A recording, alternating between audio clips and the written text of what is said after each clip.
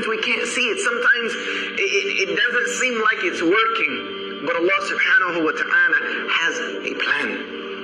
Let me tell you about another man named Dawood alayhi salam. We all know Dawood. There was a woman at his time who used to do knitting. And she used to take that knitting every day to the market and sell it. And get food enough to feed her children for that day. One day she was on the way to the market. And a bird came and swooped and took her knitting. She had nothing left to feed her children. So she went into Dawood alayhi salam. And she confronted him. And she asked him, is Allah just or is Allah unjust? Is Allah just or is Allah unjust? And Dawood is thinking, what kind of question is this? And she told him what had happened, that I feed my children every day off the knitting that I make, and that's all I have.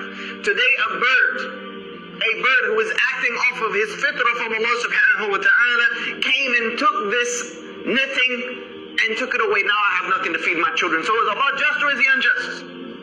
As she was saying this, some men came in with huge bags of gold, and they dropped it in front of Dawood alayhi salam, and they were foreigners, they weren't known. And they said to Dawood, this is for you, for the sake of Allah, as sadaqah to whomever you think it should be distributed to. And Dawood is asking them, what's the story here? You know, there gotta be a story behind this. Why are you here with this large amount of money? They said that we are merchants by trades, and we were traveling across the sea. And a huge storm came and broke the sail on our ship, and we were just being tossed about in the ocean. So we made dua to Allah that if He gets us out of this predicament, then we will donate everything on this ship for the sake of Him alone. At that moment, a bird came and dropped some yarn and materials and knitting that we were able to use to reconstruct our sail that brought us safely here to you.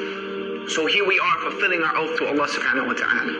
Dawood alayhi salam looked at the woman and he asked her, is Allah just or is Allah unjust? You have a Rabb who is working for you on land and on sea.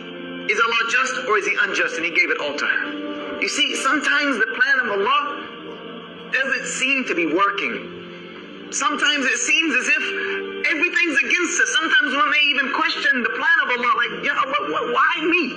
What are you doing to me? What have I done to deserve this? What has this ummah done to deserve the travesty and the tragedy that is going through right now? This is what we ask many times, and I know we've all become susceptible to it at some point in life.